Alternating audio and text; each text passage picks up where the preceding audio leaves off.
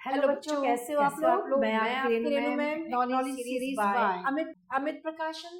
राष्ट्रभाषा भाग 8, पाठ 19। परदेश में बसा भारत। दूसरे देशों में बसा हुआ भारत। अलग अलग देशों के बारे में जानेंगे, किस देश में कैसे क्या हुआ, ये सब आप देखना। बहुत इंटरेस्टिंग लगेगा आपको। छोटे छोटे देश के बारे में आपको बहुत सारी जानकारी मिलेगी इस पाठ के द्वारा। चलिए पढ़ते हैं इस पाठ को। परदेश में जाकर एक नई दुनिया देखने का रोमांच किसे नहीं होता। सबका मन करता है कि हम विदेश जाएं और देखें कि वहां की दुनिया कैसी है। मन करता है ना देखने का, सबका मन करता है देखने का। ये बात अलग है कि अपने देश जैसा खान पान और सुविधाएं होने पर भी भाषा, जलवायु और सांस्कृतिक ताने बाने में विविधता के कारण विदेश की धरती से भावनात्मक जुड़ाव और अपनापन महसूस नहीं होती।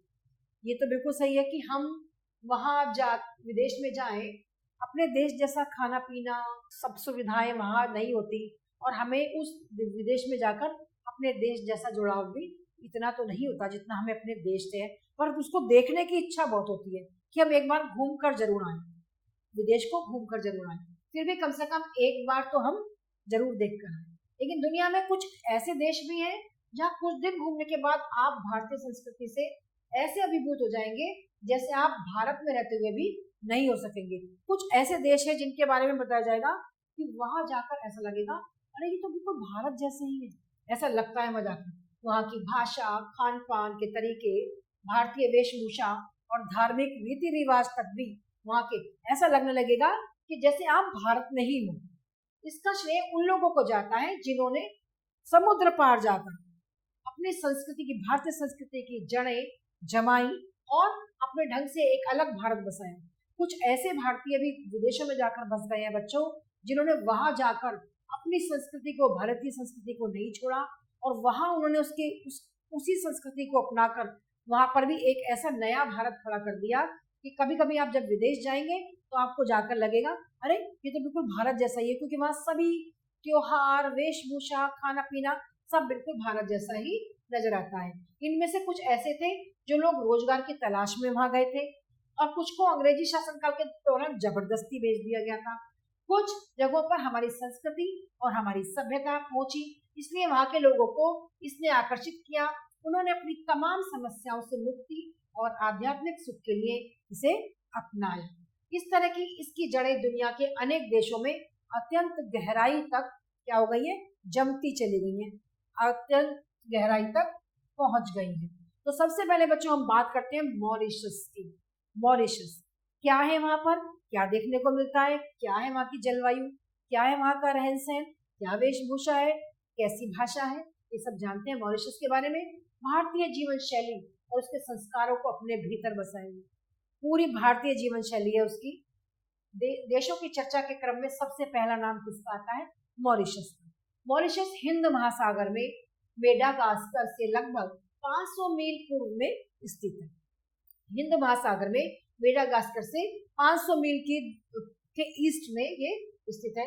यहाँ आकर ऐसा लगता है मॉरिशस में आकर जैसे एक भारत का ही एक राज्य है। 19वीं शताब्दी में गन्ने की खेती के लिए भारत से गिरमिटिया मजदूर के तौर पर लोगों को यहाँ लाया गया था। शर्तबंद अथवा अग्रीमेंट के अंतर्गत, पूरा एग्रीमेंट था वहां पर एक, जिसके अंतर्गत ये शर्तबंदी मजदूर कहलाए। अंग्रेजी का तत्सम शब्द एग्रीमेंट बिगड़कर गिरमिट हो गया, और गिरमिट के अनुसार कार्य करने वाले गिरमिटिया बन गए। इन्हीं लोगों ने यहाँ बड़ी मेहनत से अपनी नई दुनिया बसाई। वहां जाकर इन लोगों ने, जो गिरमिटिया हो गए थे, उन लोगों ने अपनी यहाँ नई दुनिया बसाई और अपनी भाषा और संस्कृति को बिल्कुल यहाँ जीवित रखा। क्योंकि ये एग्रीमेंट के तौर पर वहां गए थे तो ये गिरमिटिया कहलाए। यहाँ रहने वाले भारतीय मूल के लोग अपने 30 त्योहारों के मामले में आज भी सभी परंपराओं का निर्वाह करते हैं। आज भी सभी त्योहार, फेस्टिवल वैसे ही करते हैं जैसे कि भारतीय लोग करते हैं। दक्षिण भारतीय समुदाय के लोग यहाँ मकर संक्रांति के अवसर पर पड़ने वाले पोंगल, उसे पोंगल कहते हैं, वहां पर को पूरे उत्साह के साथ मनाते हैं।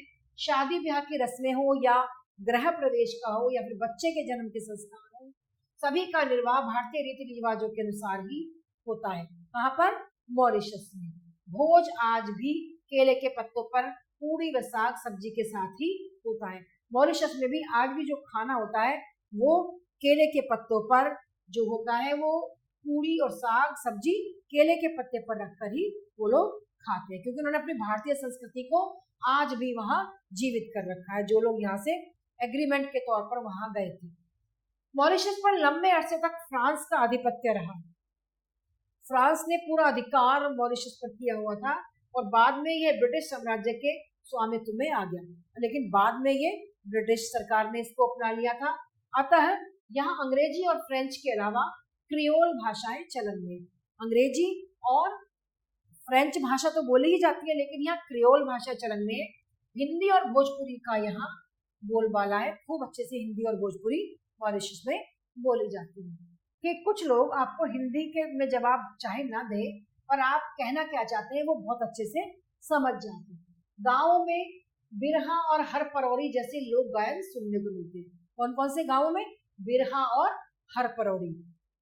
मॉरिशस की युवा पीढ़ी के बीच हिंदी, भोजपुरी गीत और उर्दू गजलें खूब पसंद की जाती हैं। मॉरिशस में कौन कौन सी हिंदी, भोजपुरी गीत और उर्दू गजलें भी खूब पसंद की जाती हैं। भारत में बनाई गई धार्मिक टेलीविजन कार्यक्रमों का बड़ा दर्शक वर्ग मॉरिशस में है। मॉरिशस में टेलीविजन कार्यक्रमों के बहुत सारे लोग वहां देखते हैं उनको। यहाँ के गांवों, गलियों, सिनेमाघरों, दुकानों, बसों तक के नाम भारतीयों के नाम पर ही हैं, जैसे नालंदा, सूर्यवंशी, बनारस, सम्राट अशोक तथा अजंता आदि घरों की बनावट में भी भारतीय वास्तुकला का पूरा ध्यान रखा जाता है। भारत के लोगों के बनाए हुए उसकी तरह से ही यहाँ पर नाम रखे गए हैं। मॉरिशस द्वीप विलुप्त हो चुके पक्षी डोडो के एकमात्र घर के रूप में भी विख्यात है। मॉरिशस द्वीप जो है, एक पक्षी जो अब नहीं दिखाई देता, डोडो, उसका भी वहां घर था, उसके लिए भी ये प्रसिद्ध है मॉरिशस। ये आपको देख रहे हैं बच्चों, ये डोडो पक्षी दिखाया गया है, ये मॉरिशस है, इतना सुंदर लग रहा है ये। अब हम जानते हैं बच्चों फिजी के बारे में। फिजी दक्षिण प्रशांत महासागर के मेलानेशिया में स्थित 300 से अधिक छोटे बड़े द्वीपों का समूह है। इसमें जो छोटे बड़े मिलाकर कितने द्वीप समूह है? 300 है। फिजी द्वीप का मुख्य द्वीप वितिलेवु है, जो इसका मुख्य मेन जो है वो वितिलेवु है। इसे पड़ोसी द्वीप के निवासी फिजी कहकर बुलाते थे, जिससे इसका नाम क्या पड़ गया? फिजी पड़ गया। मॉरिशस के बाद फिजी ही ऐसा देश है जहां अप्रवासी भारतीयों ने, जो वहां भारतीय जाकर रहने लगे, न सिर्फ अपनी सभ्यता और संस्कृति को संरक्षित करके रखा, बल्कि कामयाबी के परचम फहराए। खूब उन्होंने वहां कामयाबी हासिल की फिजी में जाकर भारतीयों ने, और यहाँ की लोकतांत्रिक व्यवस्था के सबसे ऊंचे पद प्रधानमंत्री तक भी यहाँ पहुंच गए। फिजी में भारतीय और वहां के मिश्रित संगीत पर मौलिक धुनें जनमानस के व्यवहार का सामान्य हिस्सा है। फिजी की कुल आबादी का 38% 38% भारतीय समुदाय है। जितनी भी उनकी आबादी है उसमें 38% कितने हैं? भारतीय लोग हैं। पर्यटन और खेती ही उनकी आय का प्रमुख स्रोत है। घूमना और खेती करना ये उनकी इनकम का मेन रिसोर्स है। भव्यता एवं वैभव का प्रतीक दीपावली यहाँ भी पूरी आस्था और निष्ठा से मनाया जाता है। फिजी जैसे देश में भी आप देखिए कि जो हमारा पर्व है दीपावली, वो भी यहाँ पर बहुत ही सुंदरता से मनाया जाता है। फिजियन भाषा और अंग्रेजी के साथ साथ हिंदी भी यहाँ संसद द्वारा मान्य राजभाषा है। फिजी में हिंदी को राजभाषा का दर्जा दिया गया है, हिंदी राजभाषा घोषित हो गई। यहाँ अखबार एवं टीवी में हिंदी खूब चलती है, जो न्यूज़पेपर है, और टीवी में भी हिंदी के समाचार वो आते हैं। हिंदी फिल्म संगीत में भी खूब पसंद किया जाता है। फिजियन हिंदी का रूप यहाँ के लोकगीतों और ग्रामीण लोगों की वार्तालाप में बहुतायत में बहुत संख्या में मिलता है। फिजी में चलने वाले अनेक स्कूलों में भारतीय तौर तरीकों से पढ़ाई की व्यवस्था है। वहाँ पर सन 1904 में आर्य समाज यहाँ भारतीयता की लौ जगाने में संलग्न है। आर्य समाज ने ही यहाँ पर भारतीयता की लौ जगाई थी। वह आर्य समाज द्वारा संचालित संस्थाएं यहाँ की शैक्षिक गतिविधियों में सक्रिय भूमिका निभा रही हैं। फिजी में जो आर्य समाजी लोग हैं वो यहाँ पर बहुत अच्छा कार्य कर रहे हैं, और शैक्षिक जो स्कूल वगैरह हैं उसमें जो कार्यक्रम होते हैं उसमें वो बहुत अच्छी भूमिका अपना पूरा रोल प्ले कर रहे हैं। अब है थाईलैंड। थाई शब्द का थाई भाषा में अर्थ है आजाद। थाईलैंड का प्राचीन भारतीय नाम है श्याम देश। जो पुराना नाम है इसका थाईलैंड का वो है बच्चों श्याम देश। गौतम बुद्ध के प्रभाव वाले देश थाईलैंड में भारतीयता का गहरा प्रभाव रहा है। गौतम बुद्ध का यहाँ बहुत प्रभाव है इस देश में, थाईलैंड में। बौद्ध मान्यताओं की उंगली थामे भारतीय संस्कृति हजारों वर्ष पूर्व थाईलैंड पहुंची थी। इसने वहां के परिवेश और उनके दिन प्रतिदिन के व्यवहारों को इस तरह प्रभावित किया कि आज वो उनके जीवन एवं दिनचर्या का महत्वपूर्ण अंग बन चुकी है।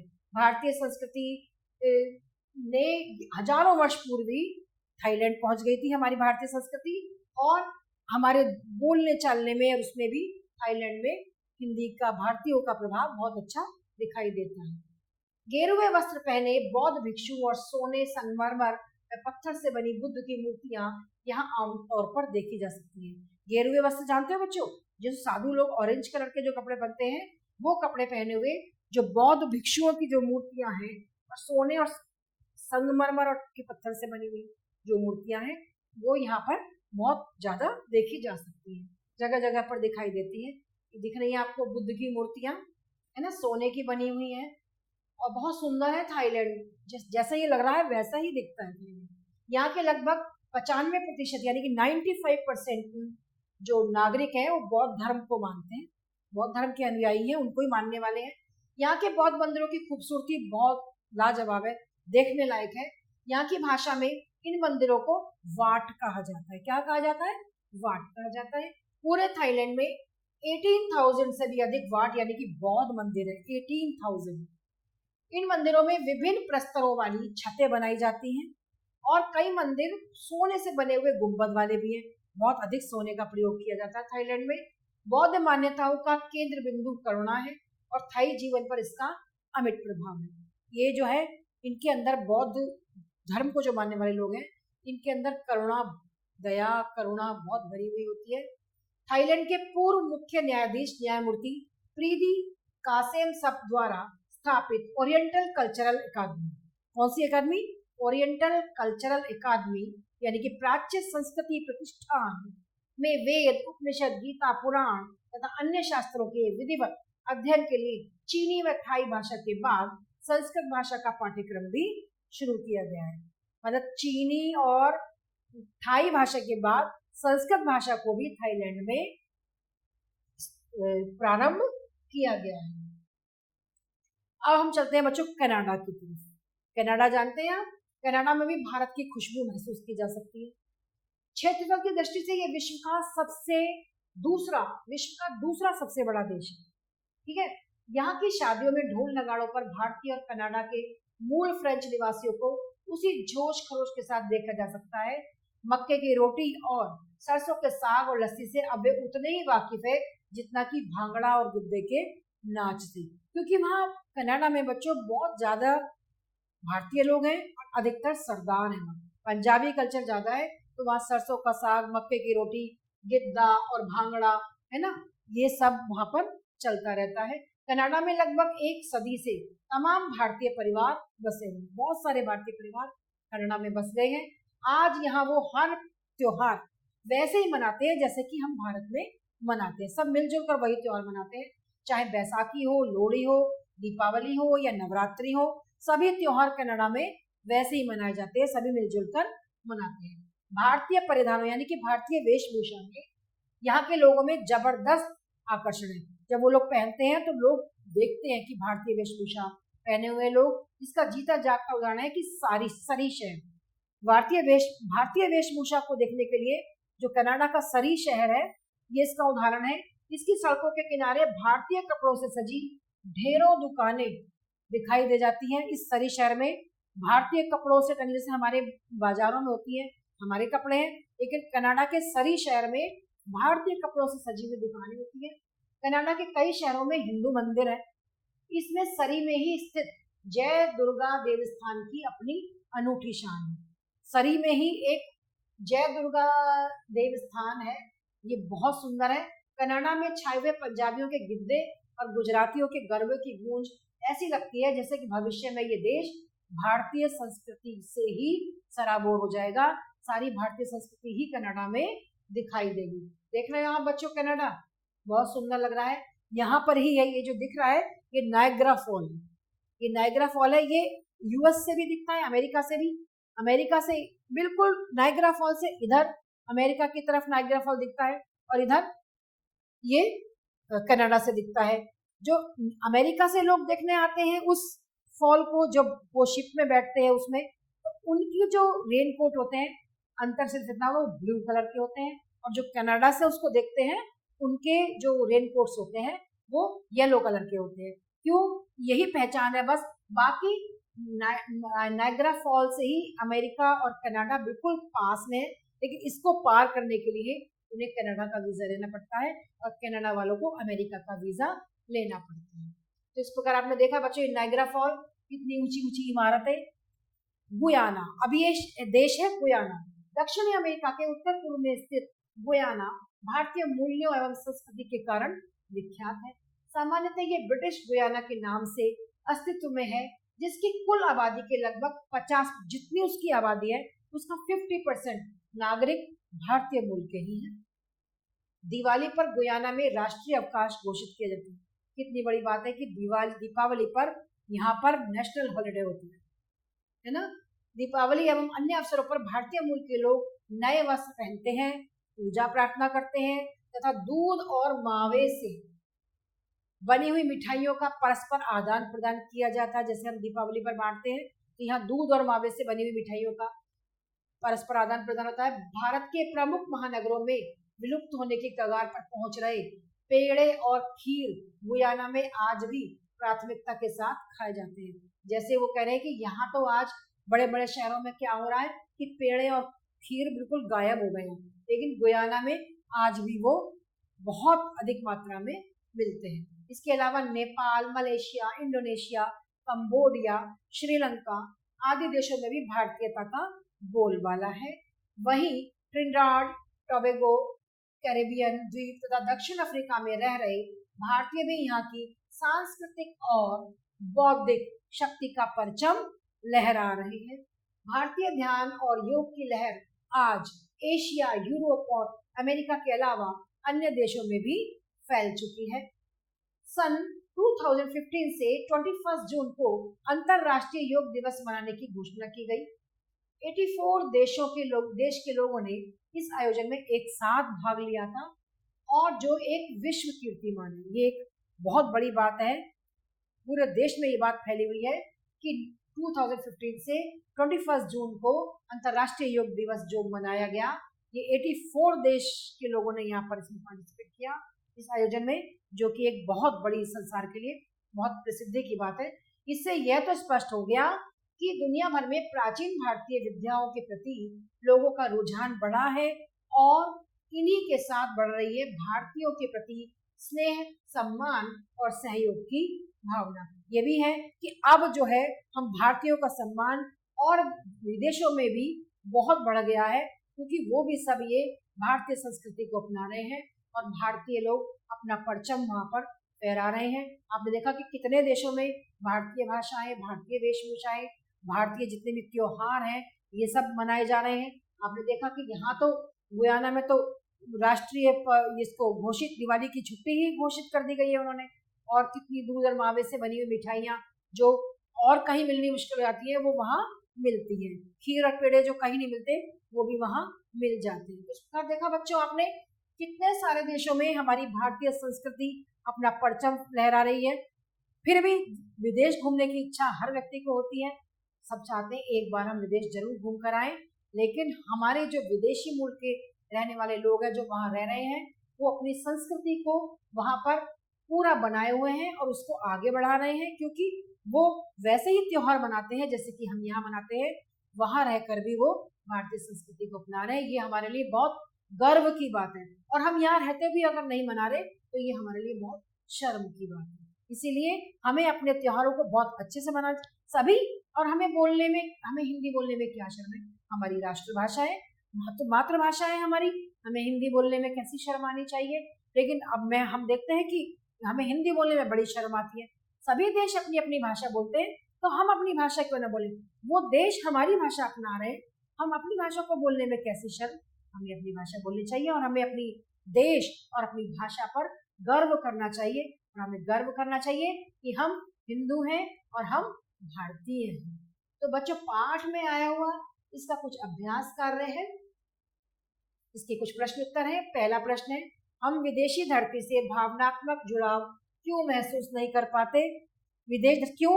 क्योंकि हमारी जो संस्कृति है जुड़ाव इसलिए क्योंकि खान पान थोड़ा अलग हो जाता है। चाहे सब कुछ एक सा हो, लेकिन कुछ चीजें इतनी डिफरेंट हो जाती हैं, कितनी अलग हो जाती है कि वहां जाकर भी जो हमारा भावना का जुड़ाव है वो हमें अपने देश से ही रहता है। वहां रहकर भी हमें ऐसा लगता है हम घूमने तो जरूर जाएं, लेकिन हम वापस अपने देश ही आए, अपने देश में ही आकर रहें, क्योंकि बहुत सारी चीजें हमारे देश की बहुत अच्छी हैं। और हर व्यक्ति जहाँ बच्चों जन्म लेता है उसको वहीं से ही लगाव होता है, वहीं से ही प्यार होता है।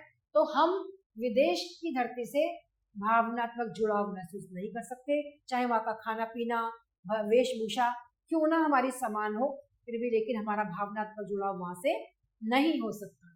मॉरिशस में कौन सी भाषाएं प्रचलित है? मॉरिशस में फ्रेंच भाषा, हिंदी भाषा, अंग्रेजी भाषा, है ना, ये सब भाषाएं बोली जाती है। सरी शहर की क्या खासियत है? सरी शहर की खासियत है कि वहां पर जो दुकानें वो भारतीय वेशभूषा के परिधानों से सजी हुई हैं, और वो उसका जो एक मंदिर है, देव दुर्गा मंदिर, वो भी वहां पर प्रसिद्ध है। थाईलैंड पर आमतौर पर क्या देखा जा सकता है? थाईलैंड में आमतौर पर क्या देखा जा सकता है बच्चों? थाईलैंड पर आमतौर पर बुद्ध की प्रतिमाएं, बुद्ध के अनुयायी, क्योंकि वहां सब बुद्ध के अनुयायी बुद्ध को ही मानते हैं, सोने से बनी हुई मूर्तियां, है ना, और गेरुए वस्त्र पहने बौद्ध भिक्षु और सोने, संगमरमर और पत्थर से बनी हुई बुद्ध की मूर्तियां यहाँ आमतौर पर देखी जा सकती हैं थाईलैंड में। गुयाना में कौन सी भारतीय मिठाइयाँ शौक से खाई जाती हैं? गुयाना में दूध और मावे से बनी हुई मिठाइयाँ जैसे पेड़े और खीर बहुत शौक से खाई जाती हैं। नेक्स्ट एक्सरसाइज है बच्चों हमारी एक्सरसाइज नंबर 2। सही उत्तर पर सही का चिन्ह लगाओ। मॉरिशस कहाँ स्थित है? 4 विकल्प है, अटलांटिक महासागर में, हिंद महासागर में, दक्षिणी प्रशांत महासागर में या उत्तरी प्रशांत महासागर में। तो हिंद महासागर में, तो हम यहाँ हिंद महासागर पर निशान लगा देंगे। Second number. नेक्स्ट है बच्चों, भारत के अलावा हिंदी और किस देश में राजभाषा के रूप में मान्य है? फिजी में, थाईलैंड में, गुयाना में या कनाडा में? फिजी में, फर्स्ट नंबर पर लगा देंगे। नेक्स्ट है बच्चों, फिजी में कौन सी संस्था भारतीयता की लौ जगाने में महत्वपूर्ण भूमिका निभा रही है? ओरिएंटल कल्चरल अकादमी, रामकृष्ण मिशन, आर्य समाज या भारत बंधु? आर्य समाज थर्ड नंबर पर लगा देंगे यहाँ। नेक्स्ट है, मॉरिशस के गांवों में कौन सा भारतीय लोक गायन सुनाई देते हैं? कव्वाली, बिरहा, हर परौरी, फाग या ठुमरी? बिरहा, हर परौरी सेकंड नंबर पर हम लगा देंगे। नेक्स्ट है बच्चों, कनाडा में किन लोक नृत्यों की गूंज है? कनाडा में गिद्दा और गरबा, बिहू नृत्य, लावणी या घूमर? कनाडा में है गिद्दा और गरबा नृत्यों की धूम है। इस प्रकार पाठ में आए हुए सही उत्तर पर हमने सही का निशान लगाया बच्चों, और हमने जाना अलग अलग देश के अलग अलग बातें, लेकिन उसके बाद भी भारतीय हर जगह छाए हुए हैं। भारतीय संस्कृति हमारी हर जगह विद्यमान है। यहाँ से जाने वाले भारतीय मूल निवासियों ने वहाँ जाकर भी अपनी भारतीय संस्कृति के परचम फहरा रखे हैं, और अपनी त्योहार, वेशभूषा, बोली, सब भाषाओं में भी भारतीयता को अपना रखा है। और हमें अपनी भारत भाषा पर, अपने भारत देश पर गर्व है, ऐसा हमें समझना चाहिए। ठीक है, नेक्स्ट पार्ट में आपसे हम बच्चों फिर मिलेंगे। हम के लिए आभार।